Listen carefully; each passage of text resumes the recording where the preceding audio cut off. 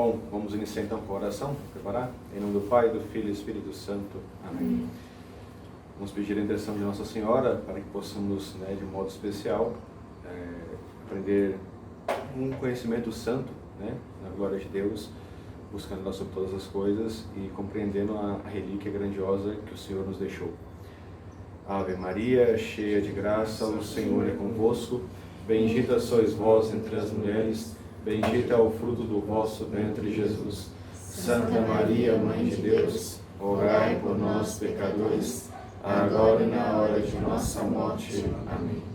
Nossa Senhora Aparecida, rogai por nós. Em nome do Pai, do Filho e do Espírito Santo. Amém. Muito bem, podem sentar-se. Então, de modo especial, o que nós vamos estar falando? Se vocês quiserem sentar mais para cá, gente, que é melhor para eu poder... Eu estou olhando de lado para vocês, está olhando para cá, Nós, quando falamos do Santo Sudário, o que seria o Santo Sudário? O Santo Sudário de Jerusalém é o pano que envolveu o corpo de Cristo. Sério, senta mais para cá porque fica melhor para poder compreender. Esperar um pouquinho.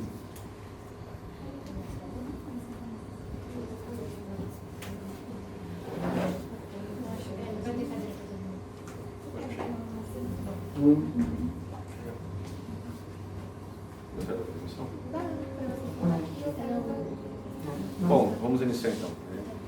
O que seria o Santo Sudário de Jerusalém? É a chamada, conhecida como relíquia das relíquias. É o pano que envolveu o corpo de Cristo. Isso é a maior relíquia do que essa sobre a face da terra. Não existe, a gente pode dizer assim. Então a igreja trata o mesmo Santo Sudário com essa graça especial.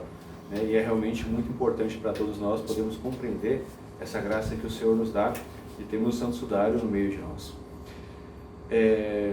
Bom, de onde surgiu o Santo Sudário e como se comprova a sua existência, É importante entender que poderia ser, de modo especial, uma invenção de uma pessoa, ou algumas pessoas poderiam pensar que é uma invenção da igreja, ou algo assim do tipo, Podem surgir diversos argumentos.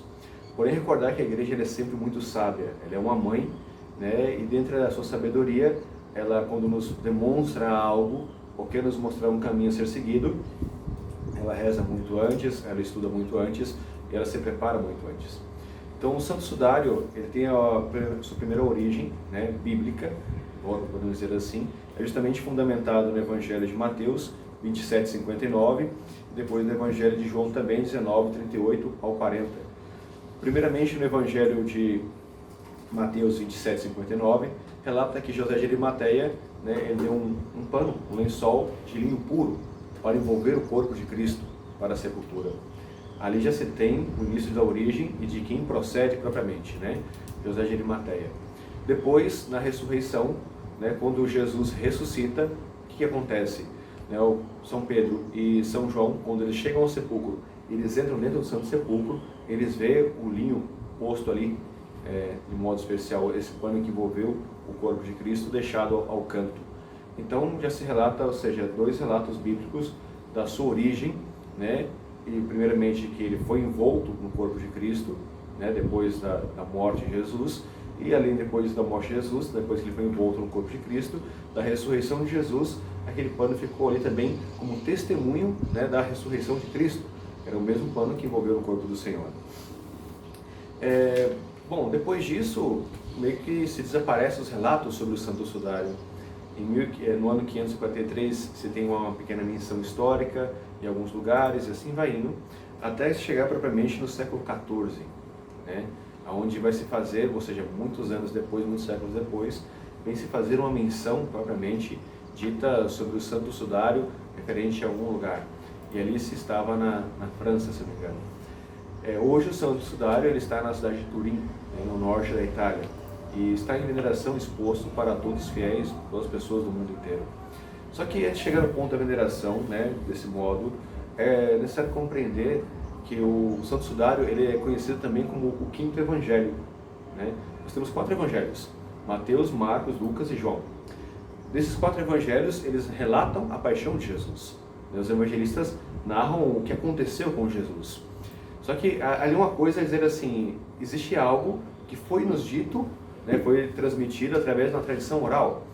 a gente pode dizer assim, da época, existe alguma foto da época? Estamos falando de quase 2000 anos atrás, e você poderia dizer assim, não existe foto da época. Posso dizer, de certo modo, que existe. O Santo Sudário é uma foto da época, porque nele ficou impressa a paixão de Cristo.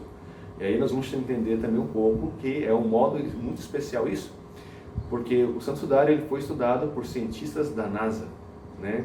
Então, ou seja, para quem não sabia disso, para comprovar, acerta a sua veracidade. Vamos passando aqui alguns slides, eu vou só fazer uma breve introdução. Então, é dizer assim, existe uma comprovação, até de modo científico, até no mesmo Santo Sudário, foi feito de um modo especial, podemos dizer assim, né? Uma fotografia dele que relata a face de Cristo, relata o corpo de Cristo. Por isso nós sabemos aproximadamente como é o rosto de Jesus, né? Porque justamente, não só pela origem judaica e assim por diante, judeus existem judeus de todos os tipos. É como se falar, se fosse uma pessoa que fosse um nordestino, mas tem aparência de nordestino de diversos modos, né? Os orientais, os japoneses, os chineses, que são quase todos parecidos, né? Então, ou seja, ali com Jesus, mas fica impresso no Santo Sudário a face de Cristo, as marcas da paixão de Cristo. Por isso que o Santo Sudário é chamado do Quinto Evangelho, e dentre eles, como acho que dizer João Paulo II, o mais piedoso de todos, né? Porque trata propriamente e unicamente da paixão de Cristo, né? Todo o sofrimento, desde quando Jesus ele é pego, né, para ser julgado no tribunal, né, dos sumos sacerdotes na época dos judeus, quando ele é pego, quando ele apanha, quando ele é julgado, ele é torturado, e aí vai. Então, no Santo Sudário, quando os cientistas da NASA vão estudar ele, que estudaram protestantes, ateus, gnósticos, né, não é que estava na mão de um católico que vai tentar ali rezar e ver que provar que isso aqui é o pano que envolveu o corpo de Cristo. Não, foi justamente pessoas que não tinham nenhum princípio, né, religioso, alguns deles, né, para dizer assim, vou me inclinar a dizer que é isso. Não, um ateu estudou, um gnóstico estudou também sobre ele, e vamos dizer, realmente, tudo indica dizer que esse pano, né, ou seja, tem quase suas 2000 anos de existência, foi envolto num corpo de um homem de aparentemente 1,80 m de altura, uma estatura, né, que viveu desse modo, e assim vai em todo o relato da paixão, a qual nós vamos ver aqui agora também, no decorrer da explicação. Bom, qualquer dúvida também que vai surgindo, nós vamos esclarecendo. Foram tiradas também, né, em cima do Santo Sudário, fotos tridimensionais, né?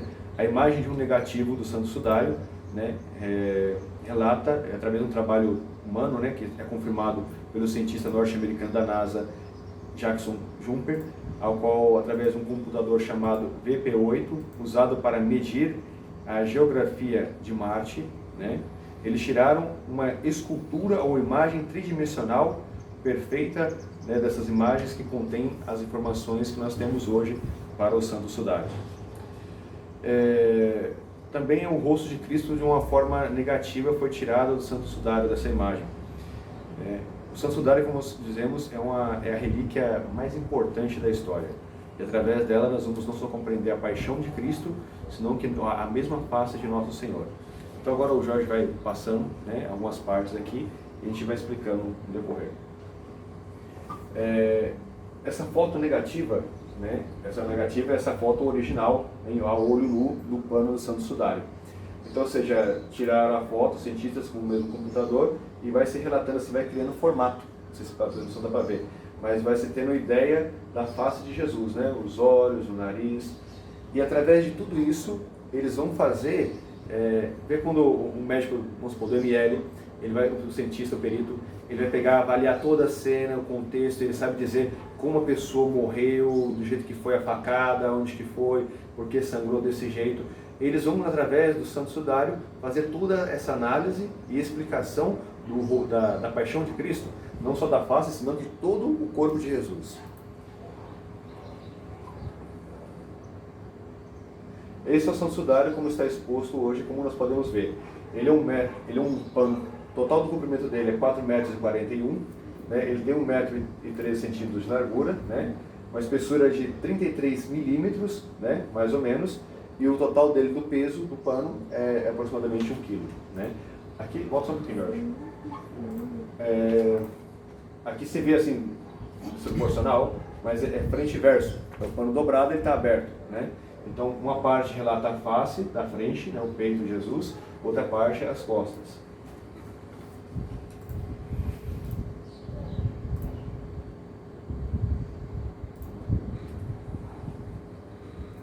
A impressão frontal do pano, né, feita pelo computador.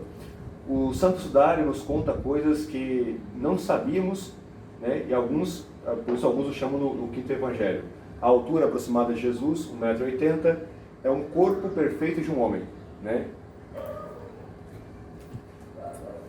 Principalmente nos ensina sobre a paixão de Cristo. Por isso disse São João Paulo II, o Santo Sudário é a relíquia mais esplêndida da paixão de Cristo. Começamos o caminho da paixão do Senhor. É um mistério inesgotável. Aqui nós vamos, então, como já tínhamos citado, né, o protestante Max Frey, né, os cientistas da NASA, Jackson Jumper, né, os norte-americanos, e um protestante e o outro agnóstico, né, e o judeu que estudou também a Binora, né. Eles foram estudar o Sudário de Cristo, né.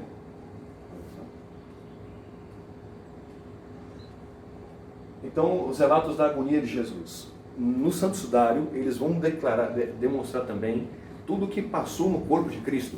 As feridas, as chagas, os cortes, a coroação de espinhos. Cada detalhe vai ficar marcado no Santo Sudário. Por isso que realmente é uma relíquia esplêndida poder se compreender. No Evangelho de Mateus 26, né, nós vemos que Jesus começou a sentir tristeza e angústia. Faz assim, né, para poder as pessoas rezar, tudo isso. Mas o certo seria mostrar o verdadeiro sentido da paixão de Jesus, o que realmente aconteceu com o Senhor. Então, ou seja, assim o Senhor vai ficar destruído. Então, ou seja, aqui no sudário, né, isso aqui é uma imagem que reflete o nariz de Jesus, né, destruído, né, ou seja, quebrado, né, torto por um golpe. A pancada com um bastão, né, não uma bofetada, deslocou ele, né, e aí veio o fluxo de sangue que fica marcado na boca de Jesus. Então, no sudário fica impresso justamente isso, a quantidade de sangue na face também na parte da barba de Nosso Senhor, né? Pode passar. As bofetadas, né? Cobriram-lhe o rosto e bateram nele, zombando, perguntando: profetiza, Messias, quem te bateu? Hematomas e inchaços, especialmente do lado direito, né? Aqui onde vai ficar a marca que seriam os olhos de Jesus, né? Aqui é o lado da face, então, ou seja, é a parte da boca, o nariz um pouco deformado já. Um enorme hematoma na bochecha direita causou o fechamento parcial do olho, essa parte. A bochecha direita está visivelmente inchada, do lado de cá.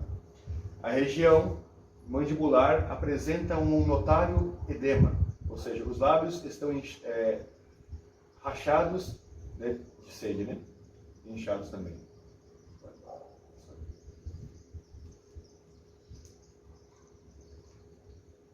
Essas partes vermelhas marcam a quantidade de sangue espalhada, né? Isso pelo computador, né? Para demonstrar na face de Jesus.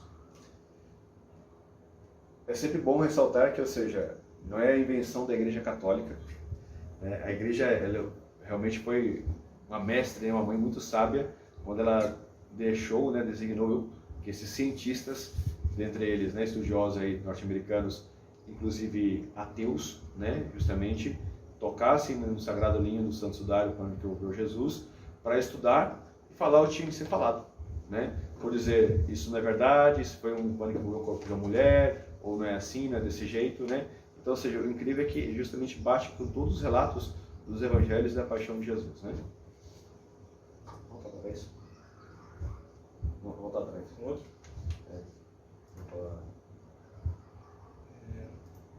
Esse aqui? Então, deixa eu passar. Deixa eu te passar, vou passar. O fluxo de sangue e as salivas, né? Ele indica que os golpes, tapas, socos, né, e as quedas que Jesus recebeu nas bochechas, né, sem dúvida destruíram o interior de sua boca, né? Então, ou seja, através do Santo Sudário se vê assim, e acima dos movimentos fica a marca dos hematomas, né, e a quantidade de sangue espalhado na face de Jesus. até o cuspe, né, como o São João fala, que cuspiram na face de Jesus, né, até a quantidade de cuspe que ficou na face de Nosso Senhor, né, o pano do sudário, né, eles conseguiram captar, né, os cientistas, imagina, uma coisa de Deus mesmo, né, 2000 anos depois, né, conseguiram captar isso, né, e ver a quantidade de saliva, né, exposta na face do Senhor, né. Um cuspe enorme ao longo do canto do nariz, amassando o rosto e a bochecha direita, né, dessa forma. Repugnância física, injúrias gravíssimas Nosso Senhor recebeu. São Pedro, né, deixa bem claro, Cristo sofreu por nós, deixando-nos um exemplo para seguirmos seus passos. O melhor exemplo de paciência e o melhor exemplo de humildade. Aqui, nessa foto, revelada pelo computador, mostra também a barba arrancada de Jesus, né, como foi dilacerada. A barba de Cristo parece surrada e arrancada. O lado direito é visivelmente mais curto que o esquerdo, né, da barba, como tinha se deformada. Extremamente doloroso e extremamente humilhante. Isaías 50, versículo 6. Aos que me feriam, apresentei as espadas, e a face aqueles que me arrancavam a barba. Não desviei o rosto dos ultrajes e dos escárnios. Lembrando que o profeta Isaías, né, seus capítulos ali, justamente narra muito forte os relatos, uma profecia, né, de como seria a paixão do Cristo, né, as mesmas costas que ficaram como arado, né. Então, recapitulando, né, o sangue na face de Jesus, as contusões, né, ruptura do septo nasal, na face, uma grande hemorragia nasal, que eu desci que ficou registrada na barba e na face de Jesus, escoriações por toda a parte da face, os olhos, sangue misturado com saliva na parte da boca, e a barba maltratada e arrancada, que eles vão ver por um lado, né? Feridas produzidas por um objeto pontiagudo, né, ou uma espinha, que seja. Os cuspes na face de Jesus, e a marca dos espinhos, que a gente já vai tratar já também, que é essa parte da coroação de espinhos é muito forte, que é uma das características que vai fazer envolver e provar que o sudário era o pano que envolveu o corpo de Cristo. Porque, ou seja, Cristo é o único da face da história que foi coroado de espinhos. Mas ninguém foi coroado de espinhos. Não existe relato, ou seja, primeiro que já não era comum quem fosse ao flagelo ir à crucifixão, né?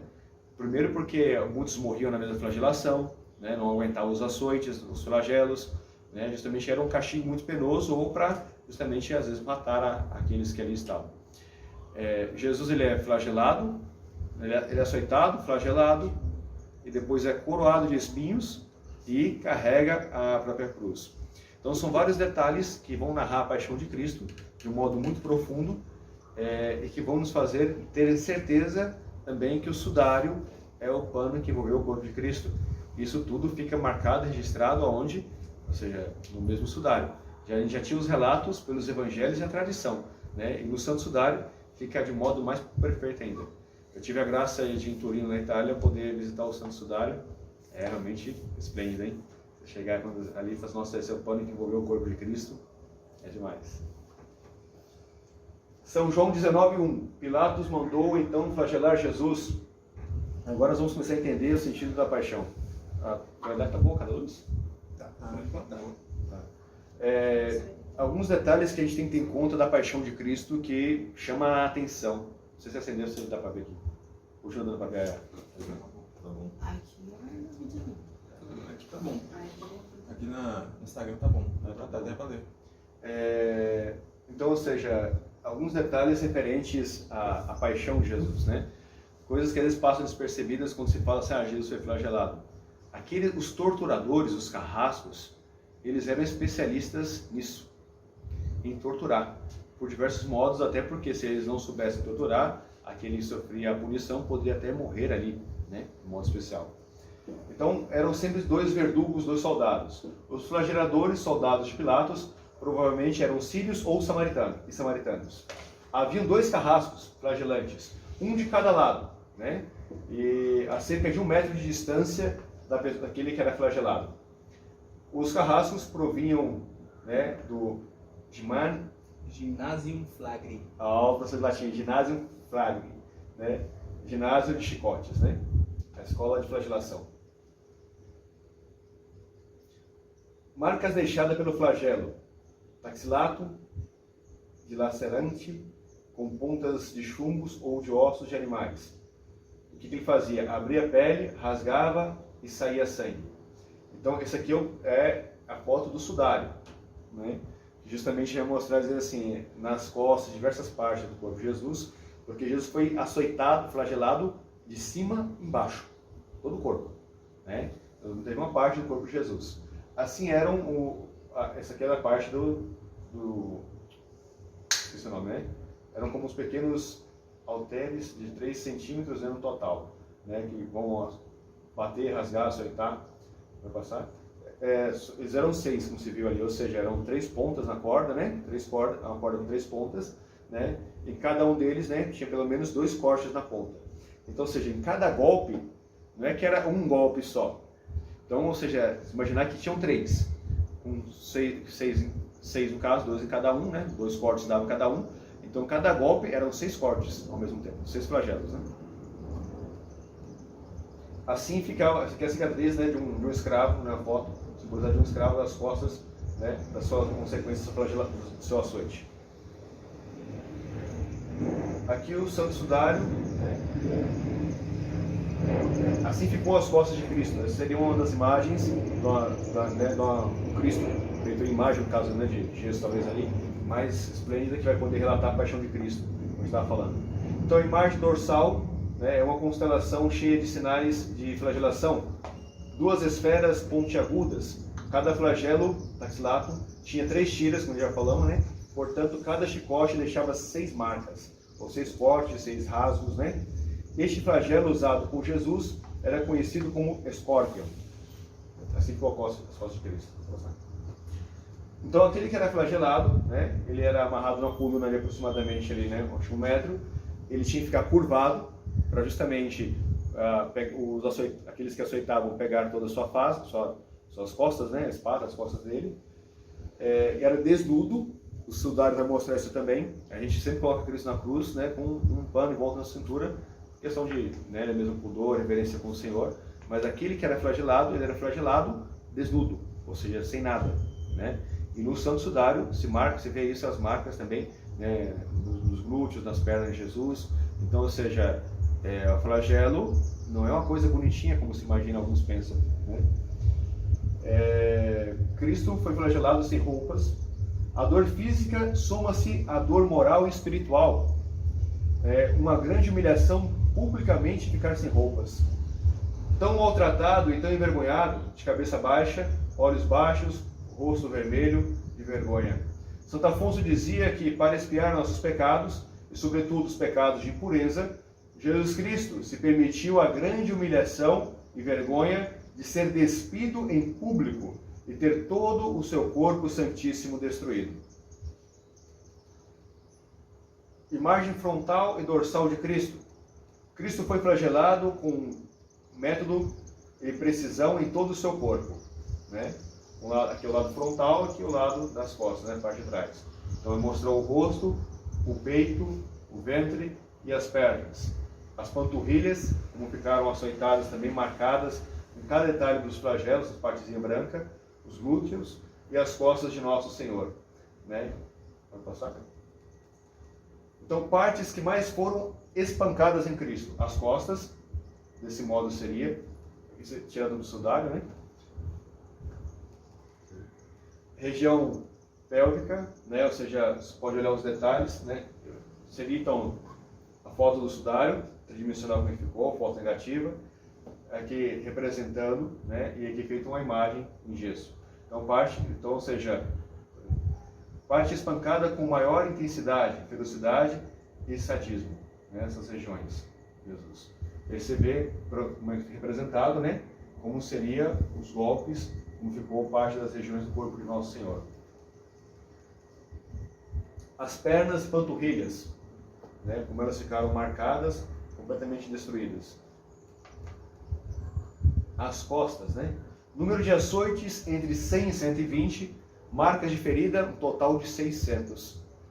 Porque se deram 100, né, golpes, eram 3 pontas, né? Ou seja, davam 6 de uma vez, né?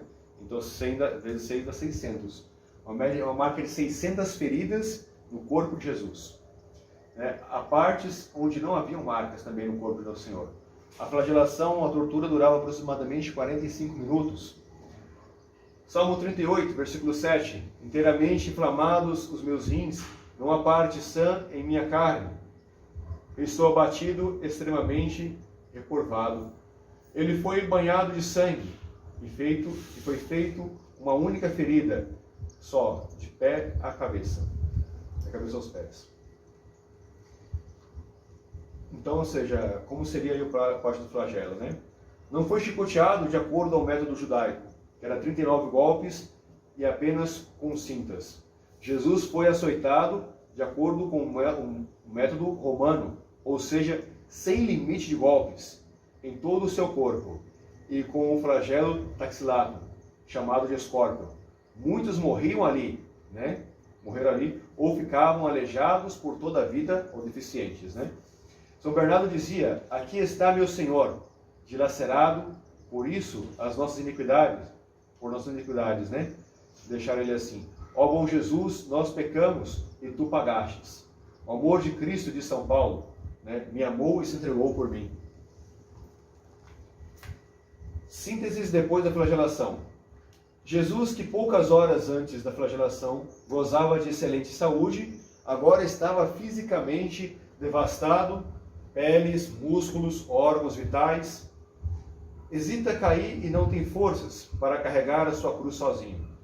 Além disso, devemos acrescentar a dor moral de ter sido despojado, escarnecido e açoitado publicamente. Isaías 56. Aos que me feriram, apresentei-lhes as espadas, as costas. A coroação de espinhos, que é um dos pontos que mais marca na paixão de Cristo também. Porque, como já falamos, né? Ou seja, tem todo o sentido da coroação, e o ponto mais interessante é que, historicamente se dizendo, ninguém foi coroado de espinhos no mundo, a não ser Jesus Cristo, né? Não existe um outro relato sobre isso. Então os evangelhos dizem: esbofetearam o Senhor, cuspiram no seu rosto, usaram um cajado, uma coroa de espinhos colocaram em sua cabeça, tiraram as suas vestes, um manto vermelho puseram sobre ele, para zombar dele, simbolizando a realeza, né? Os soldados colocam um manto vermelho, que simbolizava a realeza. Golpearam com um cajado. Eles se ajoelhavam e diziam: salve, rei dos judeus, Rex Iudeorum. Apenas um homem em toda a história da humanidade foi açoitado, crucificado e coroado de espinhos: Jesus Cristo. O homem do sudário foi coroado de espinhos. Isso não deixa dúvidas de que o sudário envolveu o corpo, né, de Cristo no túmulo. Então, ou seja, os estudiosos eles vão comprovar, eles vão ver todas as feridas na cabeça de Jesus, né, sobre o crânio de Nosso Senhor, que os espinhos deixaram. Cada ferida fica marcada, né? Então, pode passar, Jorge? Para entender o tipo de espinho, a planta, né, com as quais fizeram a coroa de espinhos. Poterium espinosum, Ziziphus spina Christi. Os 2 tipos de espinho, provavelmente. Alguns falam que podem ter sido os 2 tipos, uns falam que poderia ser um só, né? Lembrando que essa planta era normal ter ali no pátio, esse tipo, né, de moito de espinhos, porque os soldados usavam também no inverno para poder fazer fogo, se aquecer ali, né? Coroa com forma de casco. Geralmente, certamente que os soldados não tiveram o menor cuidado para tecer uma coroa. Primeiro que, ou seja, estavam fazendo algo de improviso. Não era algo preparado e não se fazia para ninguém. Nenhum dos condenados nunca recebia uma coroa, a não ser Cristo. Porque justamente eles zombavam dele, dizendo: se proclamou rei. Todo rei é necessário ter uma coroa. Então queriam zombar de Nosso Senhor com essa coroa de espinhos. Então não é que fizeram a coroa pensando em proteger a cabeça do Senhor. Não, justamente era para machucá-lo, né? Queriam ferir o Cristo, né? Os espinhos foram enterrados com golpes de cajado e as quedas pelo caminho, né, quando Jesus caía, a direção ao Calvário, acabou dando a coroa né, mais um formato de capacete. Pode passar? Feridas na frente, né, na parte, são 13 perfurações no total na parte frontal, né, que a coroa de espinhos, os espinhos deixaram, porque, ou seja, é toda uma coroa em volta, colocaram, apertaram, né, certamente, né, sem contar os golpes e as quedas. Eles têm que ter em conta diversas coisas, dentre elas que cada movimento que se fazia, ao falar ou caminhar, a pele move, é como se estivesse rasgando, né? Quem machuca, por exemplo, né, tem uma ferida, uma coisa assim, se dá conta, né? Por exemplo, então, ou seja, qualquer movimento na pele, isso dói bastante, né? Então, vocês imaginam Jesus todo coroado de espinhos, né? Cada face, cada movimento, cada gesto, isso tudo rasgava cada vez mais e aprofundava os espinhos, né, na cabeça de Jesus. Então, na parte frontal eram 13 perfurações no total, pelo pano do santo sudário. Feridas na nuca, 20 perfurações de espinhos na nuca. Então, 13 mais 20, 33 perfurações, né? Além dos lugares onde não ficaram marcas devido ao sudário, né, porque às vezes não pegou direito. No total, cerca de 50 espinhos torturaram a cabeça de Cristo. Aproximadamente seria assim, né? Lesões, isso, ou seja, vai de acordo ao relato, né? Então, ou seja, vai ficar mais ou menos assim. Lesões nervosas, ou seja, aqui os nervos trigêmeo, cervical, estão entre as mais dolorosas do corpo humano.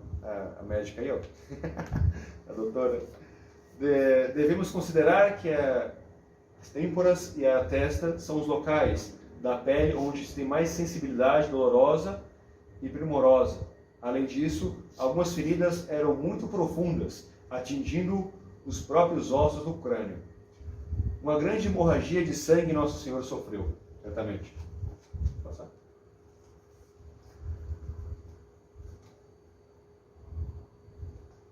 Uma das feridas, né, em forma de 3 ao contrário. Devido ao espasmos da dor, esses músculos da testa se contraíram e formaram rugas, né, por onde o sangue passava, deixando aquele formato de 3 ao contrário. Tormento da coroação de espinhos foi o mais longo e o mais doloroso da paixão, porque, ou seja, a paixão de Jesus dura 3 horas. Né? Então, se depois da flagelação, quando Jesus é coroado de espinhos, a coroa vai ficar até a morte de Cristo. Né? O período que Jesus que é flagelado é um tempo. Ele carrega a cruz é outro tempo, né? Que ele fica crucificado é outro tempo. Mas nesse tempo todo, ele está coroado de espinhos, depois da flagelação. Né? Então, Cristo usou uma coroa de espinhos o tempo inteiro até morrer.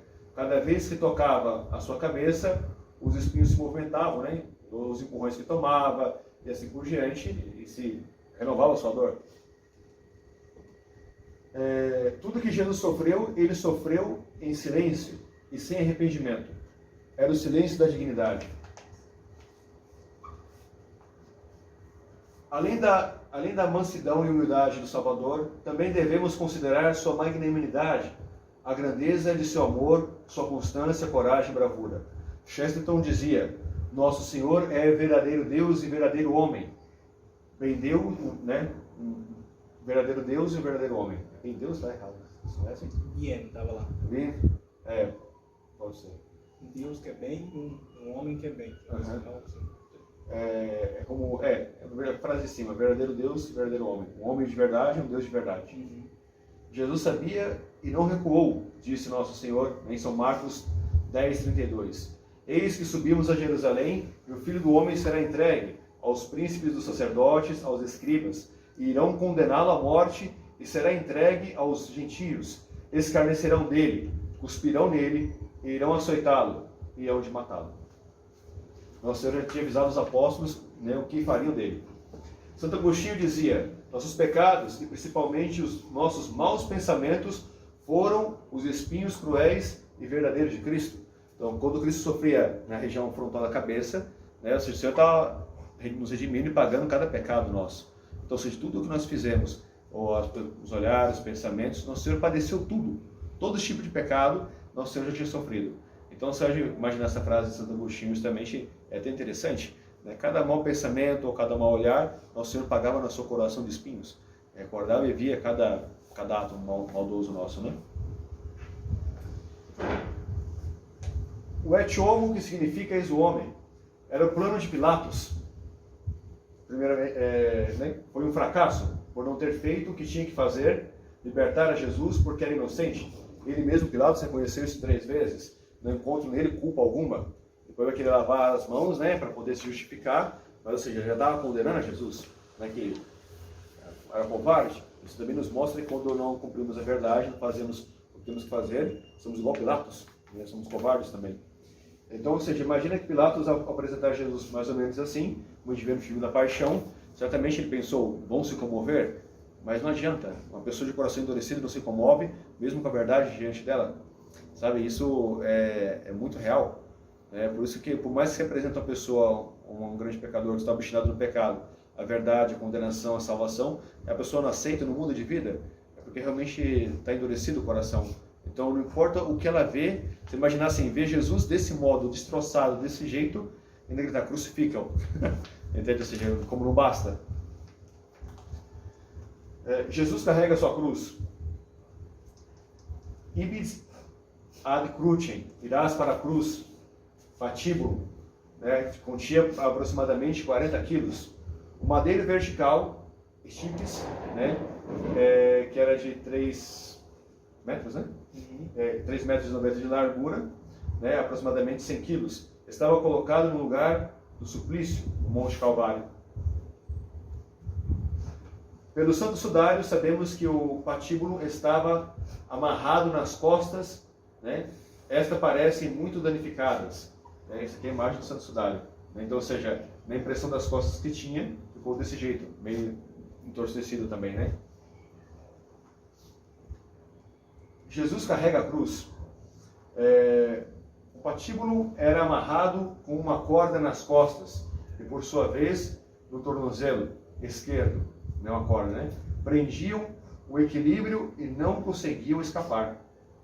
As marcas da corda aparecem no Santo Sudário, no tornozelo esquerdo de Jesus, Desse modo.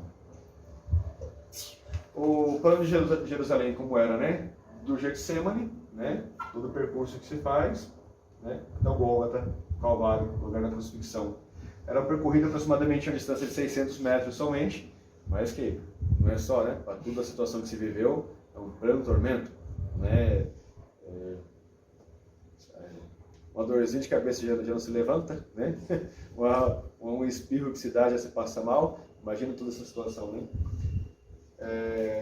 Bom, os pés estão sujos, isso é o relato aqui do Sudário, que mostravam, nos estudos, que os pés de Jesus estavam sujos, ou seja, tinha muita poeira. Jesus andou descalço. Lembrando a passagem do filho pródigo, que andar descalço era próprio dos escravos, daqueles que não tinham dignidade, não tinham liberdade. Então, Nosso Senhor foi tratado como um escravo. O Santo Sudário consta perfeitamente as quedas também de Jesus, Vão ficar as marcas do joelho, a fronte um pouco deformada. As quedas causaram horror. Nunca parece muito maltratada, A nuca demonstra muito maltratada por causa da coroa de espinhos. O nariz, a testa, a maçã do rosto e os joelhos aparecem escoriados e com a presença de aragonita. A crucifixão. Técnica violenta, 2 elementos. O uso de cravos, pregos, não com cordas ou cabos. São João 20, 25 vai relatar: se não vir nas mãos o sinal dos pregos, e não puser o dedo no lugar dos pregos, e não introduzir a minha mão no seu lado, não acreditarei. Tomé. Ou seja, isso por quê? Porque justamente mostra o relato da paixão de Cristo. Foi crucificado, foi preso na cruz, Depois nós temos a cruz com esse assento, e a cruz sem assento, que é o elemento sobre o qual o crucificado apoiava para poder respirar por dias. Ficava aqui em cima, então ele podia respirar por dias. A cruz de Jesus era sem isso aqui, sem esse assento. Então, ou seja, que vai dificultar o crucificado. Porque no caso, quando ele estava apoiado ali, ele podia ficar crucificado e agonizando por dias. Eles não interessavam a eles deixar Jesus por dias ali. Até porque Jesus era a causa da revolta dos judeus contra Pilatos, contra os demais. Então Jesus é colocado na cruz sem esse apoio. dos pés, né? Isso dificultava, porque vai gerar asfixia e o sofrimento para poder respirar, que a gente vai ver depois, assim, que aí vai ser começando a entender o sentido da paixão é forte. Vou passar, então era cruz assim, né? Sim. Esquema da mão perfurada. No lugar da perfuração, né? Aqui nas mãos, geralmente se pensa que, há relato no meio da palma da mão, né? E não se vai propriamente a palma da mão, porque senão se rasgaria, né? Não tem osso. Então se entra aqui próximo ao pulso, né? Os cravos foram colocados nos pulsos, ponto muito sólido por causa dos músculos e tendões, né, nas palmas das mãos. Então aqui, se são sudários, se vê claro, a palma da mão de Jesus, né, seria assim, é onde o prego atravessava. E pelo relato se vê, ou seja, foi de mãos abertas assim, né? Não foi assim, senão ficava assim. Então o prego... Ferida do cravo na mão. O nervo mediano foi ferido, né? Cravo. Uma dor indescritível e ardente, a dor mais insuportável que um homem pode sentir. O cravo romano, características do cravo romano, como é que era? Uma largura de 8 milímetros, comprimento de 13 a 18 centímetros e era quadrado. Ou seja, era mais ou menos assim, né, o cravo, a altura dele, né? Esqueleto do pé, onde vem a crucifixão, né? Segundo espaço, metátarso, né? Linha de Lins Frank, ponto de perfuração, né? Onde se vai?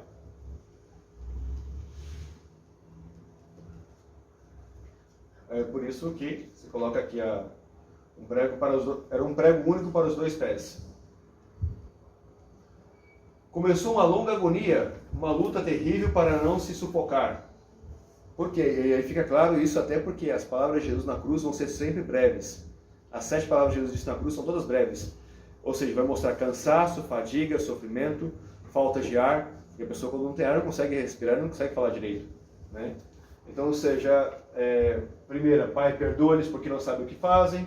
Em verdade te digo que hoje estarás comigo no paraíso. Mulher, eis aí o teu filho. Então indica uma pausa. Filho, eis aí a tua mãe. Meu Deus, por que me abandonastes, né? E ainda mais que Jesus disse essa frase, né? Além de ser curta, ele falou ela em aramaico, né? Uhum. Eli, lama sabachthani. Então, ou seja, Jesus fala todas as frases, os poucos momentos que Jesus falou na cruz, nesse espaço longo, falou frases breves, ou seja, estava cansado, fatigado, né? Ou seja, realmente não dava para poder... E sem contar que para falar você precisa respirar e ter oxigênio nos pulmões, né? E o crucificado estava preso aqui, e para poder respirar, ele tinha que fazer o esforço de se mover, né? Então, é todo um esforço que movia o pulso nos pregos, né? Travado aqui, o prego cravado, já dá uma dor suportável. As costas já destruídas pela flagelação, pelo açoite, tem que se esfregar, não na parede vizinha, que a gente vê aqui, ou não na cruz bonitinha de madeira invernizada, senão que é um tronco, é um lenho, que não foi preparado para isso, ou seja, realmente áspero, né? Então já estava com as costas dilaceradas, destruída, e eles tinham que se esfregar ali e se esforçar para subir, respirar e falar, entende? Depois de tudo isso. Estou com sede, né? E vai, pode passar. Os movimentos que na cruz, né, tiveram duas causas, né? A asfixia e a dor dos pregos, como a gente já falou. Então o crucificado ficava justamente assim, pendurado, né? No caso como Jesus, né?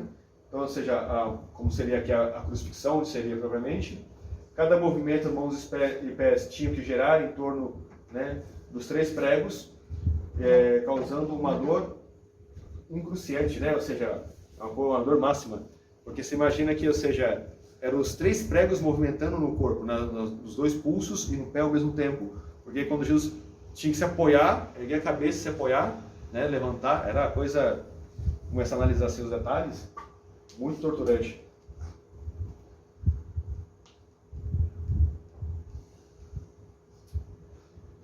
Um estado de que, né, da queda da asfixia era inevitável quando ele abaixava, né, a asfixiar-se, porque respirar pendurado era muito difícil, ainda mais cansado, né, esticado, né?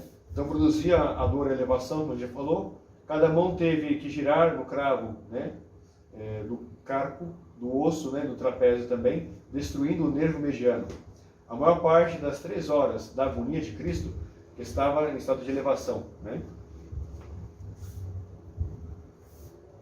Os movimentos na cruz fizeram as feridas nas mãos e nos pés ficarem maiores. Então, ou seja, no relato do sudário vai ver que estão abertos os pregos mais do que o normal deveria ser. Justamente foi se rasgando, né? Era como que, de certo modo, não é só imaginar pregado. Você imagina o prego girando? Porque toda vez que ele tinha que subir, girava. Quando ele baixava, girava de novo. Ele subia, girava. Quando baixava, girava de novo. Então era como um parafuso rosqueando no corpo de Cristo a cada instante. E a gente a cada instante precisa respirar. Então, ou seja, imagina quantas vezes Jesus não fez isso na cruz para poder respirar, para poder subir, descer, né? Uma coisa... Além das costas feridas, tudo isso, coração de espinhos, né? É evidente, não tinha como ficar plenamente alinhado na cruz, né? Ou seja, não é que Jesus estava bonitinho, que nem a gente vê ali na cruz, ali, nas cruzes que a gente tem nas paróquias, né? Que umas ainda colocam só o Cristo ressuscitado aqui, né? Estranho. Que a crucifixão de Cristo é um dos mistérios da nossa fé. Então, ou seja, aqui Cristo é estado de elevação, é um esforço terrível, um sofrimento atroz, é uma forma violenta, né, de crucificar, a causa era muito mais humilhante e dolorosa. A caída quando estava baixado, a elevação, o esforço que tinha que fazer, né, quando baixava de novo, elevava de novo. São Paulo diz, Cristo pagou por mim, Cristo tomou meu lugar, Cristo era inocente e eu sou culpado. Eu deveria estar pendurado na cruz e não ele. O amor infinito de Cristo por mim, né, se mostra. A agonia de Cristo na cruz. Quanto tempo já passou? Desculpa, já está uma hora, né? Ficar esperto para cortar a live aí, para salvar. Tá? A agonia de Cristo na cruz. Né? A sobrecarga de ácido carbônico, né? Não respirava direito. Produz, ou seja, tétano em todo o corpo. A asfixia, né? O afogamento de não poder respirar. Foram 3 horas intermináveis. Olha, isso de não poder respirar, eu digo pela situação do Covid, que era muito ruim mesmo, né, que realmente fica em um estado complicado. Assim, não respirar é realmente desesperador. Né? É realmente uma coisa... Né, não é nada que o Cristo sofreu, mas só para ter uma ideia assim, é um afogamento realmente cruel. O doutor, né, vai dizer que a natureza inibida, né? E segue-se uma sincopse e ele morre de dor. Como é que fala a frase, doutor? Síncope. Significa desmaio. Desmaio. É bom de ter uma médica, é isso aí, ó. É a morte mais horrível e assustadora que pode ser experimentada. O golpe da lança. João 19:34. Um dos soldados abriu-lhe o lado com uma lança, imediatamente saiu sangue e água. Não foi utilizado o crupirágio, né? Cadê? Aqui. Então essa é a imagem frontal do sudário, né? Do corpo de Cristo.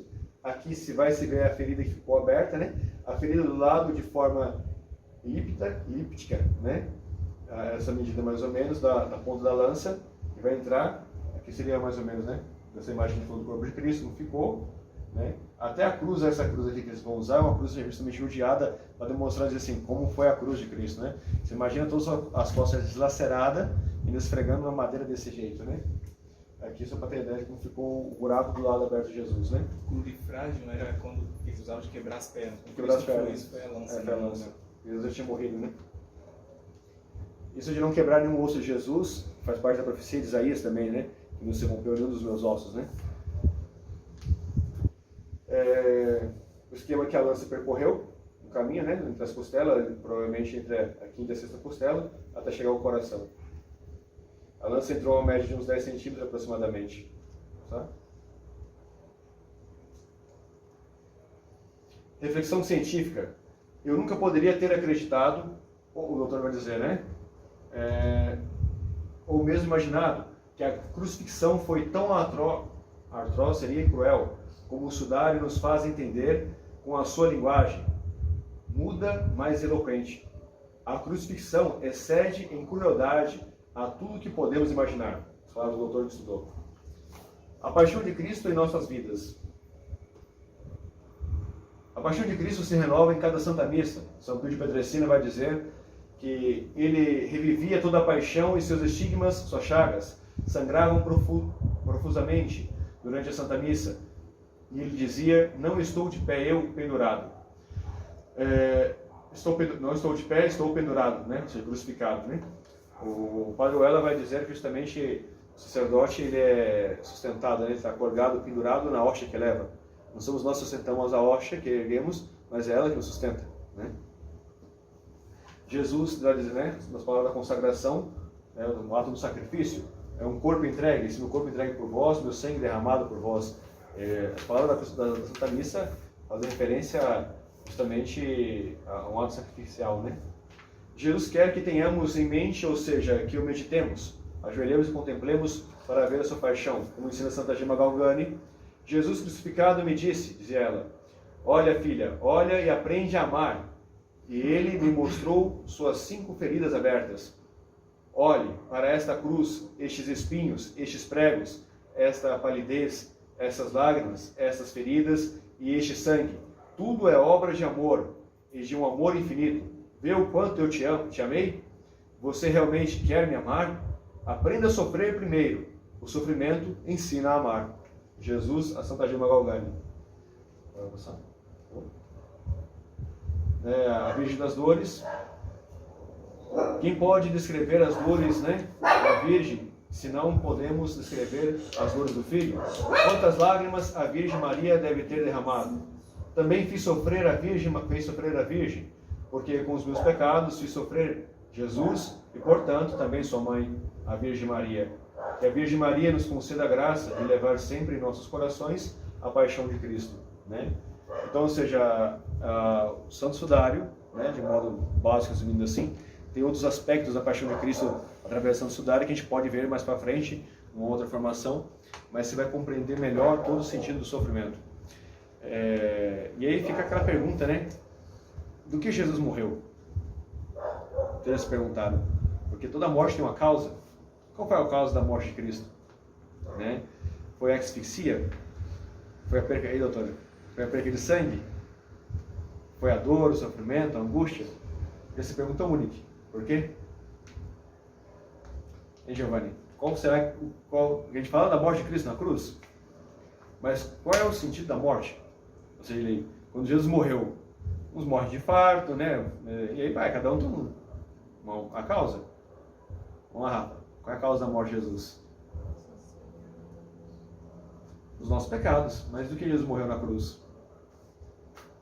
Quando Pilatos, talvez uma pergunta que nunca ninguém tenha se fez, né, de vocês, mas Pilatos ele vai dizer a Jesus, né, que ele tinha poder sobre ele, né? Não sabe se tem poder para te prender ou libertar? E Jesus vai deixar bem claro: não tem poder nenhum sobre mim se não te fosse dado do alto, né? Ninguém tira a minha vida, eu a dou por mim mesmo, né? Então, ou seja, tenho o poder de dá-la e de tomá-la novamente, Jesus vai dizer. Então, ou seja, eu entrego quando a quero e tomo quando a quero na ressurreição.